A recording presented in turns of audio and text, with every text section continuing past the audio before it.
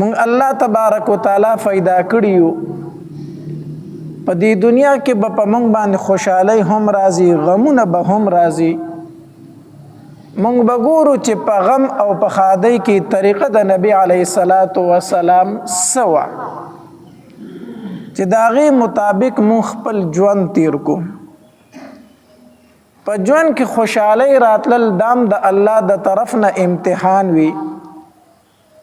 غم او مصیبت راتلل هم د الله تبارک وتعالى د طرف نه امتحان وي لکه سوره ملک الله تبارک وتعالى فرمای خلق الموت والحیات لیبلوکم ایکم احسن عملا الله مرګ هم پیدا کړی دی او ژوند هم پیدا کړی دی ازمیخ کوي پتاسو باندې امتحان کوي پتاسو باندې چې پتاسو کې کم انسان خیسته عمل کوونکی دی خیسته عمل ویلې دی ډیر عمل نه دی ویلې اشاره د دې خبرې ته کو عمل ډیر شي خو چې د نبی علی السلام د سنت خلاف اس پیدا نه لري خیسته عمل هغه دی چې کم د الله او د الله د رسول په طریقو باندې وکړي شي نو ژوند هم دی مرګ هم دی دغه آیت مبارکه ته کو وګوري الله تبارک وتعالى مرګ لومبه کړی دی په ژوند باندې حالانکه اول ژوند دی او مرګ خو وروسته راځي کنه خو دغه آیت کې الله مرګ لومبه کړی په ژوند باندې مفسرین د دې نکتې بیان کوي وی الله مرګ په ژوند ولې مقدم کړي او مخکې کړي دی اشاره د دې خبرې ته چې په دنیا کې ژوند تیری نو مرګ به ځان ته مخې ته ساتي مرګ به نه یېری دنیا کې ژوند کوا خو دا خبره مه یېروه چې په ما پسې مرګ هم را روان دی مرګ په هر ټایم کې ځان ته یاد ساته اسې نه چې چېرته د دین د چوکاټه ونوځي د اسلام د شریعت چې کوم حدود دي پولې دي اسې نه چې هغه کراس کې او د هغې نه اخوا لاړ شي ژوند کوه خو ځان ته مرګ یاد ساته ژوند الله راکړی دی نو په دې ژوند کې به خوشحالۍ هم وي نو په دې ژوند کې به غمونه هم وي په دغې آیت کې الله لومبی مرګ ذکر کړی وروستو ژوند یې ذکر کړی دی د دې وجې نه موږ به د دغې آیت مطابق اول د غم او د مصیبت بیان وکړو دنیا ته الله را لېږلي یو الله را تبارک وتعالی را له نیټه مقرر کړې ده یو وخت را روان دی او په هغې کې به د دې دنیا نه ځې د خپلو خپلوانو نه به جدا کېږي هغې له تیارې پکار دی نو چې مرګ راځي نو ژوندو له څه کول پکار دي دوی به څه کوي غم خو به په هر کور کې راځي که نه هر کور کې غم راتلونکی دی دې ته به موږ ذهنن ځان تیار ساتو هر کور کې غم او مصیبت راتلونکی دی نو چې غم راځي نو آیا په دې کې طریقه د شریعت څه ده نو حدیث مبارک کې راځي نبی علیه الصلاۃ والسلام فرمایي کو چرته د یو انسان ځنکدن شروع دی حالت د مرګ کې دی ژوندو له څه کول پکار دي په دې ټایم کې نو حدیث مبارک کې راځي تاسو دغه کس ته تلقین د لا اله الا الله کوئ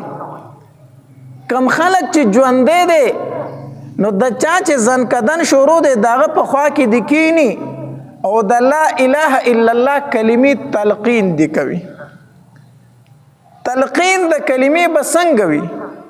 دته به نه وایي چې ته کلمه ووایه ځکه هغه د ځنکدن په سختو کې دی هغه د بیمارۍ په سختو کې دی کو ته ورته ووایي شا به کلمه ووایه او شا به تلوار وکړه کلمه ووایه هسې نه چې هغه په دغه ټایم کې د کلمې نه چېرته انکار ونه کړي کو په دغه ټایم کې هغه د کلمې نه انکار وکړو چې نه وام کلمه الله دې نه کړي هسې نه چې د کفر په حالت کې د دنیا نه لاړ شي نو ته به هغه ته نه وایي چې کلمه ووایه بلکې ته به په تیز اواز باندې کلمه د مړي په د چا چې ځنکدن دی د هغه په خوا کې به وایي چې لا اله الا الله محمد رسول الله دا کلمه به تیزه تیزه وایي امید د رب نه دا چې د هغه په ژبه باندې هم دا کلمه جاري شي حدیث مبارک کې راځي نبی علیہ السلام فرمایي لقنوا موتاکم تاسو خپل مړو ته تلقین کوئ لا اله الا الله په لا اله الا الله کلمې سره. دا تلقین به ولې کوي؟ ځکه حدیث مبارک کی راځي نبی علیہ الصلوۃ والسلام فرمایي من کان آخر کلامه لا اله الا الله دخل الجنه. نبی علیہ الصلوۃ والسلام فرمایي د چا چې په جبه باندې اخري خبردار اله چې لا اله الا الله، نبی علیہ السلام فرمایي دخل الجنه، دا انسان جنت ته داخل شو. نو ته ورته په خوا کې په تیزه تیزه وایه لا اله الا الله، کېدای شي دغه په ژبه باندې شروع شي لا اله الا الله، او دا دغه اخري کلمه شوه، بس دا انسان جنتی دی. دا اخري خبره دغه شوه، دا انسان څه دی؟ جنتی دی. خدا نه کله کله موږ د یو انسان په خوا کې ناست یو، دغه په ژبه باندې کلمه رانشي اسمونه وي، یا کله مونږ خبر هم نه یو د هغه د شپې ساه ختلی خلک سهار خبر شوي ما پاسه و هغه مړو، نو ته به څه وایي چې دا مسلمان نه دی؟ نه دا مسلمان دی، دا مسلمان دی. کافر به هله و چې هغه د کلمې نه انکار کړی وي، دا مسلمان دی سره د کلمې د دنیا نه تلی دی. خو به هر حال طریقه دا ده چې په یو کور کې یو انسان مریض زما ستا دا ذمواري ده چې د هغه په خوا کې کینو او په تیزه تیزه باندې تلقین د کلمې ورته کوو لا اله الا الله، دا کلمه ورته وایو. کله چې دا انسان وفات شو، دویمه طریقه بیا څه ده؟ دویمه طریقه دا ده چې د هغه سترګې غړېدلې پاتې شي، د هغه خوله وازه پاتې شي، خپې لاسې کاږه واږه پاتې شي. نو طریقه دا ده چې د هغه سترګې پټې که، خوله وله راټوله که، زنه وله وتړه، خپې لاس ورله سم که. کله چې یو انسان وفات شي د ده سترګې اکثر غړېدلې پاتې کېږي، او تاسو به په حالت د ځنکدن کې انسان لیدلی د سترګې اسمان ته نیولي، د سترګې اسمان ته ولې نیولي؟ حدیث مبارک کی راضی نبی علیہ الصلوۃ والسلام فرمائی ان الروح اذا قبض تبعه البصر. نبی علیہ الصلوۃ والسلام فرمائی کله چې روح قبض کړي شي کنه، نو دا روح چې کله اسمان ته خیږي نو دا سترګې ورته داسې ګوري، د روح ته ګوري، نو دا روح اسمان ته روانه یو د ورته کتل د سترګې دک شانتي غړېدلې پاتې شو. نو چې غړېدلې پاتې شي په دې سترګو ورله لاس راوکاږه، سترګې ورله پټې که. حدیث مبارک کې راځي ابو سلمه رضی الله تعالی عنہ بیمار و، نبی علیہ الصلوۃ والسلام پوښتنې له ورغی، چې پوښتنې له ورغی خپل خپلوان بچي او ښځه ګیر چاپېره ټول ناستو، د هغه حالت د ځنکدن و، سخته پې وه. نو کله چې د هغه نه روح ووتو خلک پوه نه شو، نبی علیہ الصلوۃ والسلام ورله داسې په دې سترګو لاس راوکاږه او دا سترګې ورله پټې کړې، او نبی علیہ الصلوۃ والسلام دا وفرمایل وی ان الروح اذا قبض تبعه البصر، کله چې روح قبض کړی شي نو دا نظر هغې ته ګوري، ځکه دا سترګې غړېدلې پاتې کېږي. نو چې دا خبره نبی علیہ السلام څنګه وکړله نو فزج الناس، خلکو شور وکړو، جړاګانې شروع شي، خلک پوه شو چې ابو سلمه خو وفات شو. نو نبی علیہ الصلوۃ والسلام فرمایل لا تدعوا علی انفسکم الا بخیر، په دې ټایم کې ځان ته خیری مه کوئ، بدې ردې مه وایئ، بلکې د خیر خبره کوئ چې الله ستا امانت او تا رانه واغستو، د خیر خبره کوئ، ځان ته خیری مه کوئ. ځکه نبی علیہ الصلوۃ والسلام فرمایل وی ان الملائکه یؤمنون علی ما تقولون، تاسو چې دا کمی خبرې په دې ټیم کې کوئ په دې باندې فرشتي آمین وایي. نو ډېر کله ته په غمونو کې مونږ لیدلي زنانه چې الله ما مړه کړي او ما برباده کړي او ما تباه کړي، دا خو دا کیسې کوي، خو په دې باندې ګورې فرشتي آمین وایي، دې باندې فرشتي آمین وایي. نو نبی علیہ السلام وفرمایل تاسو په دې ټایم کې غلطي خبرې مه کوئ، تاسو په دې خبرو باندې فرشتي آمین وایي. بیا د ابو سلمه رضی الله تعالی عنها بیبي وه، ام سلمه رضی الله تعالی عنها، دی ویل زما د دې ښځې خاوند د یو بل سره ډېره مینه وه، د ابو سلمه رضی الله تعالی عنه او د ام سلمه رضی الله تعالی عنها د یو بل سره ډېره زیاته مینه وه، دا ښځه خاوند په یو بل ډېر مینو. د ابو سلمه رضی الله تعالی عنه چې کله بیمار شو که نه،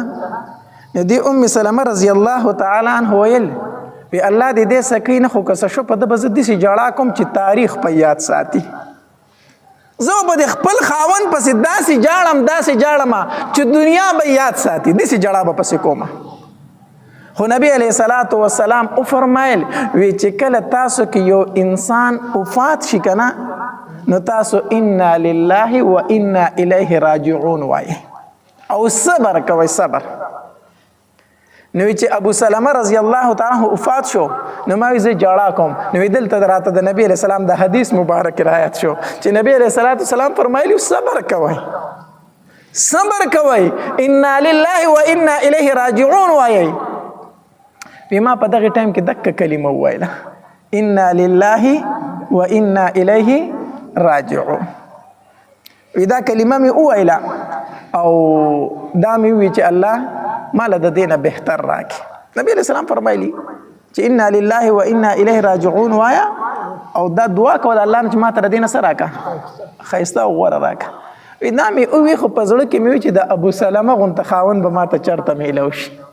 د نبی علیہ السلام حدیث مبارک دا خو می وی چې الله ما ته دنه غوړه راکا خو په زړه کې می چې د ابو سلمہ غون تخاون به ما ته چرته میلاویږي خو بس د نبی علیہ السلام حدیث او ما په عمل وکړ وی وخت تیر نو سموده پس ماته د نبی علیہ الصلوۃ والسلام رشتہ رااله د نبی علیہ السلام رشتہ رااله چې ام سلمہ کوستا خوخه نو ته زما په بیبیانو کې داخله شه وی ما اولیدل چې د ابو سلمہ نه د نبی علیہ الصلوۃ والسلام ډیر زیات غوره او بهتر خاون ماته الله نصیب کو چې هغه د دواړو جهانو سردار دی نو د دې وجه نه چې تکلیف راغې مصیبت راغې صبر کوا او انا لله و انا الیه راجعون وایا او چې کله دې صبر وکړو څه بدله به درته میلاویږي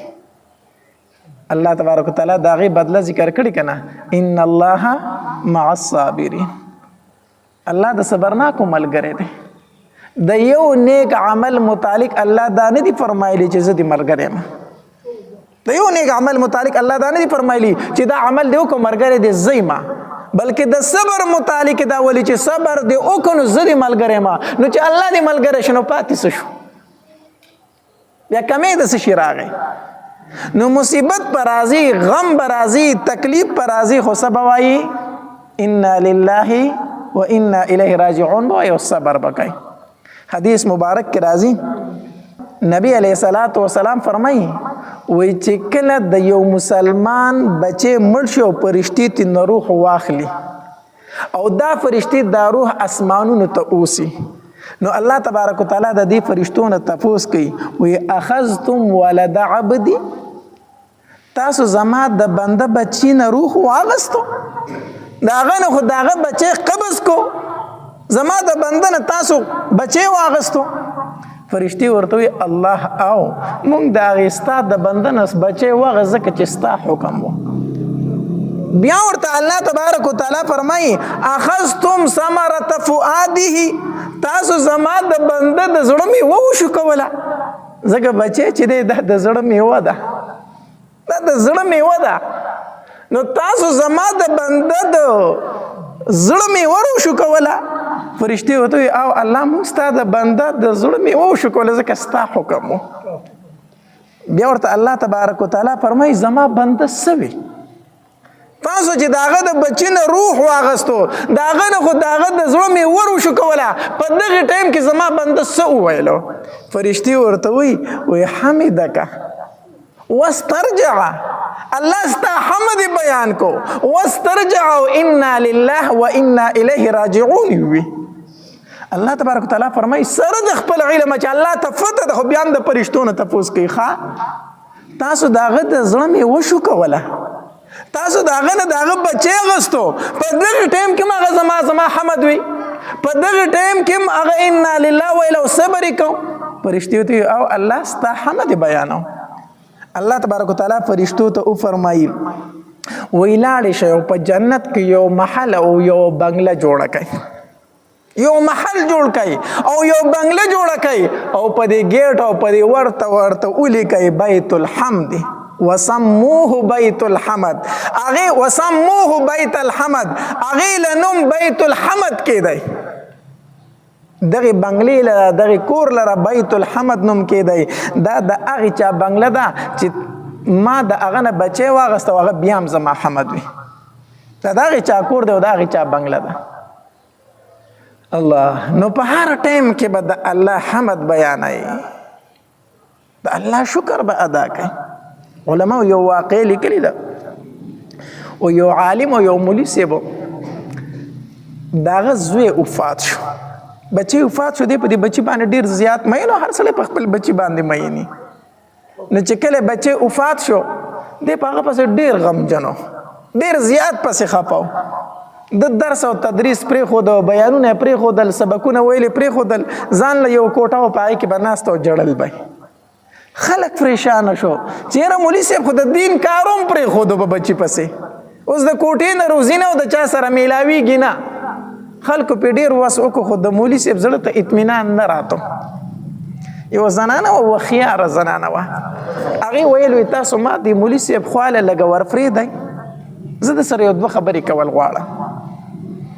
بس مولي صاحب نه اجازت وغوښتې شو یو زنانه د ستا د ملاقات خواهش لري راتلی شي وی را دي شي دا زنانه لاړه وی مولانا صاحب یو مسله ده د هغې تپوس درنه کومه وی وکړه څه مسله ده زنانه ورته ویل وی زما یو ګاونډی وه نو زمون خادي و ما د هغې نه سوالي کالی واغستو یو خادي و هغې لتلم د زنانو دا عادت دی د یو بل کالي ور واچوي نو زه یې خادی لتلم نو د هغې نه مې سوالي کالی واغستو والی وي یا هر څه د سرو مهر و هغه مې ترې واغستو خو د یوې ورځې دوه ورځو دپاره مې ترې اغستی و خادي پکې ما تیره کړله بیا هغې زنانم څه ونه ویل او ما هم څه ونه ویل کالی زما سره پاتې شو ها وخت تیرېدو کلونه پکې تیر شو هغه کالی ما کلونه استعمال کو چې په کلونو مې استعمال کړو اوس راپسې هغې زنانه سوال جواب کړی دی چې زما هغه کالی ما ته حواله کړه خو زما د کالي نه اوس زړه نه کېږي زه ولې نه ورکوم زړه مې دې نه کېږي ځکه دومره وخت ما استعمال کړی دی نو هغه مولانا ورته غوسه شوي عجیبه ښځه نو هغې درله کالی درکړی د یوې ورځې دپاره او هغې څه ونه وي تا په کلونو باندې استعمال کو دومره وخت دې استعمال کو او اوس یې چې درنه غواړې نو د هغې شکر نه ادا کوي نو موټکره پې شوې ورکوي نه اوسو دا ته څه عجیبه ښځه هغې ته د هغې کالی واله که او شکر یې ادا که چې د دوه ورځو مې اغستی و سوالي او تا را سره په کلونو پاتې کو نو هغې زنانه ورته وي مولانا صاحب الله دې ستا په حال باندې رحم وکړي چې دا مسله ما ته بیانوي نه په دې مسله اول په خپله هم سوچ وکړه په دې په خپله سوچ وکړه دا بچی چې الله تعالی درکړی او ستا خو په قدرت او په طاقت کې د یوې ورځې هم نه دا خو نه الله سباله هم اخیستی شو دا بچی خو هغه بچی درله الله دومره وخت درکو چې اوس الله خپل امانت واغسته نو ته پسې خپی مسلې دې پرېښودې په ګوټ کې کېناستې نو دا مسله خو ما ته بیانوي چې دا ښځې شکریا ادا کړه نو ته د الله شکرې ولې نه ادا کوې چې بچی نه واپس واغستو دا خو د الله امانت او الله خپل امانت واغستو او د مولانا صاحب سر خلاص شو چې ښځې خو ډېر زه خپه وکړم مسله هغې ته بیانوم په خپله مې پې عمل نشته دی نو مولانا صاحب د هغې ځای نه توبه ویسته او ورووته خپل درس او تدریس دوباره شروع کړو مقصد مې دا و چې غم به راځي مصیبت به راځي خو د الله شکر به په هر حالت کې ادا کوي د الله شکر به ادا کوي او چې کله په کور کې غم راغی نو بیا پسې جړه او پریاد کول چغې وهل ویر کول دا په شریعت کې ممنوع دي حدیث مبارک کې راځي نبی علیہ الصلوۃ والسلام فرمایي وای صوتان ملعونان فی الدنیا والآخرة دو आवाज لري چې دا الله ته په دنیا او په آخرت کې ډیر زیات ناخوښه دي لعنتی आवाजونه دي لعنتی आवाजونه الله دې ډیر زیات نفرت کوي دو आवाज دي کم نبی علیہ الصلوۃ والسلام فرمایي یو आवाज د ټنګ ټکور د غانو بجانو आवाज د ټنګ ټکور आवाज د الله ته ډیر زیات ناخوښه دی لعنتی आवाज دی الله دې زموږ په حال رحم وکړي او دویم نبی علیہ الصلوۃ والسلام فرمایي د ویر आवाज په خادای کې د ټنګ ټکور आवाज او په غم کې د ویر आवाज د الله ته ډیر زیات ناخوښه आवाजونه دي او لعنتی आवाजونه دي الله تبارک وتعالى ته ډیر زیات نفرت کوي الله دې زمونږ په حال باندې رحم وکړي. الله تبارک وتعالی فرمایي دا لعنتي اوازونه دي او مونږ پښتانه څه وایي؟ زمونږ پښتانه وایي وی غم په ویر او خادي په ټنګ ټکور ښایسته کېږي. هغه خادي ده چې ټنګ ټکور پکې نه وي، هغه غم دی چې ویر پکې نه وي. نو مونږ وایو خادي په ټنګ ټکور او غم په ویر باندې ښایسته کېږي. خادي په ټنګ ټکور نه ښایسته کېږي، په دې ټنګ ټکور د ځان هم برباد کړو، د کور نه د برکتونه هم ختم کړو. یا څومره غوبل په دې خادۍ کې وي که نه، دا څومره ټنګ ټکوري که نه، میاشت بعد معلومات کوه خوا خینګور یو بل ته لاندې وتي. صحیح شو؟ بیا وی دا مې څه بلا را دننه کړه، خو چې راوستې مې ده نو په کور کې مې غوبل جوړ دی. نو غوبل به جوړ نه په کومه ورځ چې تا راوسته تا د رحمت فرشتې د کور نه لیږلې وي. ستا په کور کې هغه درز غوبل جوړو چې تا پکې شریعت پیژندم نه، تا اسلام پیژندم نه، نو د کور نه د فرشتې د واده په ورځ رخصت کړي، نو اوس خامخا دغه انګور نه به درته بلا جوړوي. اوس نو دا لعنتي اوازونه دي. ته دې نه فریض پکار دی په خادۍ کې ټنګ ټکور او په غم کې ویر کول، ویر جړه فریاد کول. الله حدیث مبارک کې راځي، نبی علیہ الصلوۃ والسلام فرمایي من ضرب الخدود وشق الجيوب ودعا بدعوة الجاهلیه. نبی علیہ الصلوۃ والسلام فرمایي وای زما امتی نه دی هغه انسان، کو نارینه دی او کو زنانه ده، زما د امت نه د سره دینا کم انسان چې په غم کې مخونه وخی، په غم کې څه وخی؟ مخونه وخی. وشق الجيوب او د ځان نه کپړې شلي، ودعا بدعوة الجاهلیه او د جاهلیت هغه چغې وي. بس الله زه دې لیدلی ومنو، زما بچی دې لیدلی ونو، د بل چا دپاره غم نشته خو ما دپاره غمونه دي. نو د جاهلیت چغې وي. نبی علیہ الصلوۃ والسلام فرمایي دا زما د امت نه د سره دی نه دغه انسان. حدیث مبارک کې راځي، نبی علیہ الصلوۃ والسلام فرمایي وی کمی زنانه چې په غمونو کې ویر او دا مړه شوه، نو نبی علیہ الصلوۃ والسلام فرمایي په میدان محشر کې به د دې په بدن باندې د ګوګړو جامې وي، د ګوګړو جامې به وي. دا ګوګړ چې دي که نه دا ډېر ناکاره څیز دی. یو ورم زیات کوي، دویم په بدن پورې د ربړ غونتان خلیمو، او دریم بدبوی هم ډېره زیاته کوي. نو کمی زنانه چې په غمونو کې ویر د قیامت په ورځ باندې به د هغې په بدن پورې ګوګړ انختی وي. الله دی فنا راکي. نبی علیہ الصلوۃ والسلام فرمایي وی اربع فی امتی من امر الجاهلیه. سلور خبرې داسې دي، سلور خبرې چې زما په امت کې دا د جاهلیت هغه خویونه را روان دي. د جاهلیت په دور کې بچ خلکو دا کم کارونه کول، زما په امت کې دغه سلور خبرې د جاهلیت را روانې دي. کمی یو نبی علیہ الصلوۃ والسلام فرمایي الفخر فی الانصاب، په نسب باندې فخر کول. نسب باندې څه کولو؟ فخر کول. زه خو پلان کې منو، زه خو پښتون یم منو، زه خو ډینګې منو. دې خبرو له اعتبار نشته دی. ان اکرمکم عند الله اتقاکم، د الله په نسبت باندې غورواله او ښکتواله په تقوا سره دی. چې څومره در پکې تقوا وه دومره د الله په نسبت باندې ته اوچت وي، او چې تقوا در پکې نه وه ته د دنیا بادشاه دی. ولې نه د الله په در کې ستا د سره قیمت د ماشي د وزر هم نشته، د ماشي د وزر هم نستا قیمت نشته. ته خو وایي زه د کلي ملک یما، پښتون یما، پلانکې یما، ډینګې یما، خو چې فاسق او فاجر د الله په دربار کې د ماشي د وزر نه سپکې. ځکه د الله په نسبت باندې معیار د اوچتوالي چې دغه تقوا ده. نو الفخر فی الانصاب، فخر کول په نسب دا جاهلیت خبرې دي، او نبی اسلام فرمایي دا زما په امت کې را روانې دي. دویم نبی علیہ الصلوۃ والسلام فرمایي والطعن فی الانصاب، په نسب باندې طعن لګول. مړه دا ما ته خبرې کې کسبګر سړی دی، سړی دته وګوره خبرو ته وګوره، زموږ دا خبرې دي که نه. طعن کول په نسب باندې دا خو کمزوري خاندان والا دی او کمزوري سړی دی، دې ما ته خبرې کوي. دا د جاهلیت خوی دی، در جاهلیت خوی دی. او دریم نبی علیہ الصلوۃ والسلام فرمایي والاستقاء فی النجوم، باران معلومول پستور سره. دا د جاهلیت طریقه وا چې باران به وشو نو مسلمانانو به وي مونږ باندې الله باران وره، مونږ باندې الله تبارک وتعالى باران وره. او کفارو به سویل دا پلان کې ستوره ښکار شو، داغه د وجه نه دا باران وشو. دا پلان کې ستوري ښکار شو دغه د وجه نه باران وشو هغې به په ستورو باندې باران چې دا ستوري راشي باران کېږي او چې دا ستوري راشي باران کېږي لکه زمونږ د خلکو هم دا یوه نظریه غونته ده که نه چې په پلان کې موسم کې باران دی پلان کې هغه په هر حال تجربه ده چې دې موسم کې خو بالکل داسې کول چې په دې موسم کې به باران یو بیا به نه دا غلط خبره ده ډېر کله ته په شکال تیر شي باران موږ په سترګو هم ونینو سی که نه او کله ناکله د باران موسم نه او بارانونه الله تبارک وتعالی راوورئ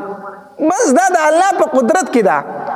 او څلورم نبی علیه الصلاة والسلام فرمایي النیاحتو ویر کول دا ویر د جاهلیت د زنانه و عادت و یو سړی چې به مړ کېده که نه هغه به وصیت کو وی په ما باندې به جړا کوئ په ما باندې به څه کوئ چې خلکو ته پته ولګي چې دا خو ډېر غټ سړی مړ دی په ما باندې به جړا کوئ او مخصوص زنانه به وي هغې له به خلکو پیسې ورکولې چې دا دومره پیسې والا راشه زمونږ په مړي باندې څه وکړه جړا وکړه هغه چې به راله جزاله به خپله ټپه او کیس شروع کړو چې دا خو داسې سړی و دا خو داسې سړی و دا خو داسې سړی و جړل به چې ښځو به سره دغه کیسه به شروع وه دا د جاهلیت طریقه ده دا د جاهلیت طریقه ده هغې به په پیسو باندې ښځې راوستې نن زمانه کې خلک به پیسو نه راولي خو د خپل کور هغه د پیسو هغې نه تیزې دي په کلي کې داسې زنانه مشهورې وي هله وي پلانکی راله ګوره او ته ښه دا به اوس جړا کوي هېڅ پیلې په مړي به پړ مخې را پرېوځي دا ستا څه دی ستا څه دی چې ته پې پړ مخې را پرېوځئ دا برابرې ته و چې د دې پلار چېرته مړ دی پړ مخې به راوروځي یو غوغا به جوړ کوي یو چل به جوړ کړي او ټولې ښځې ویله پلانکی راله پلانکی جدا شي دغې پلانکی توام اور د جهنم دی ځای دی ځان څه کیسه شروع کړې ده نو مخکې به خلکو پیسې ورکولې نن سبا په کلي کې بې پیسو میلاویږي پردو مړو پسې به ځي او پړ مخې به پرې راتاویږي او جړا به کوي دا په شریعت کې د سره شته دی نه نو النیاحتو ویر کول په غم کې نبی علیه السلام فرمایي دا څلور خبرې د جاهلیت په دې امت کې را روانې دي ها غم راغې مصیبت راغې انسان د زړه ته تکلیف رسي د سترګو نه اوښکې هم بهیږي سعد رضی الله تعالی عنہ بیمار دی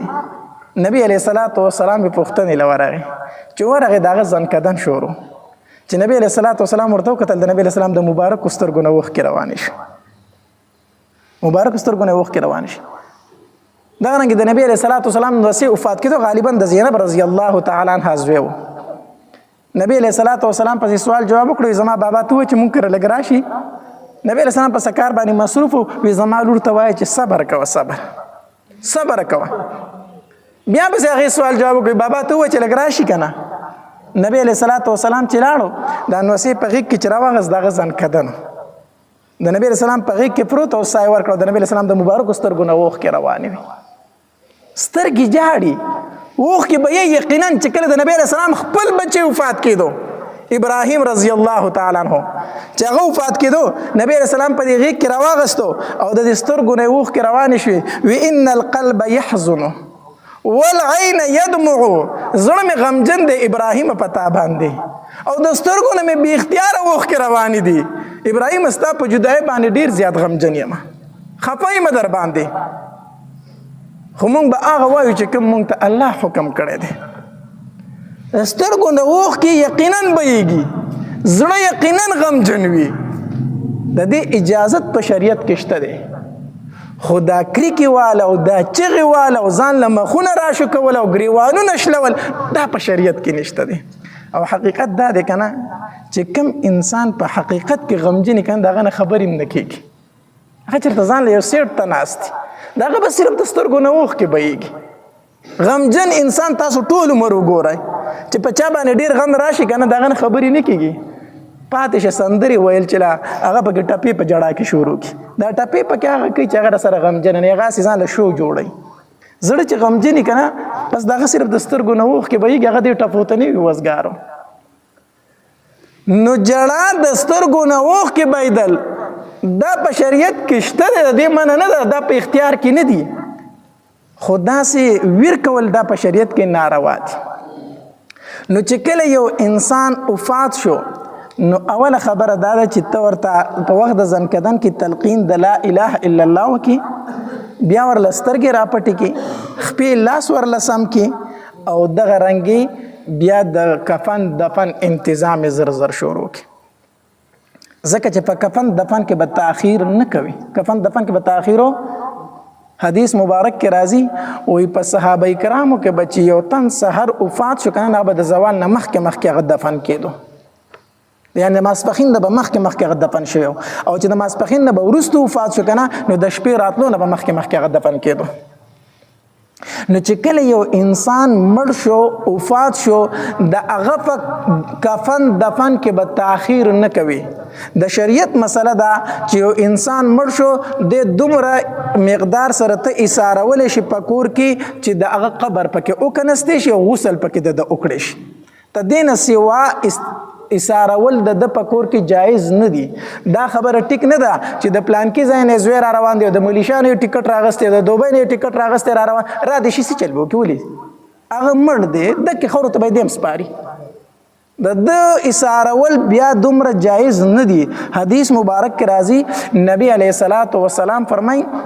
وی چې کله د یو انسان نه روح ووتو ته د په دفن کې تاسو تلوار وکئ ځکه کو چېرته دا جنتي دی که نه نو خپلو نعمتونو ته زر تر زره ورسوئ او کو دا هم بدعملی دی نو دا خو بیا یو مردار ستاسو په ولو پرته ده زر یې د دې نه ورتا وکئ د دې ولو نه زر کوز کوئ بیا لرې کوئ کو نیکمال خپلو نعمتونو له به لاړ شي او کو بدعملی تاسو به ترې نه خلاص شه. د دې ایسارول بیا جایز دومره نه دي. نبی علیه الصلاۃ والسلام علي رضی الله تعالی عنہ ته وصیت کړی وی علي په دریو څیزونو کې به تاخیر نه کوي، په دریو څیزونو کې به وروستوالی نه کوي، تاخیر به نه کوي. کم یو نبی علیه الصلاۃ والسلام فرمایلی وی الصلاة اذا حضرت،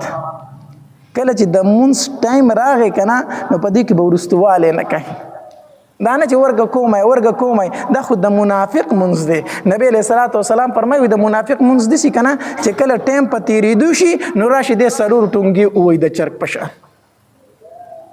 بیا یو څلور ټونګي ووایي ځان د مانځه نه خلاص کړي. دا منځ د منافق دی چې کله د منځ ټایم راغی جومات ته مسجد ته ځان په ټایم باندې را رسوه په دې کې به تاخیر نه کوي. دویم نبی علیه الصلاۃ والسلام فرمایلی والجنازة اذا حضرت، کله چې جنازه حاضره شي که نه نو دا ایساروه ما په دې په وړو کې تلوار یې کوه، کور کې دا مه ایساروه. او دریم نبی علیه الصلاۃ والسلام فرمایلی وی پیغله جینۍ په کور کې د جینۍ پیغله شوله دا ځان ته هسې مه کېنوه، مناسب رشته ورته کوم ځای کې میلاو شوه هلته یې ورکه. نن مصیبت دا دی وی ورګه دی خو لا تعلیم نه دی پوره کړی،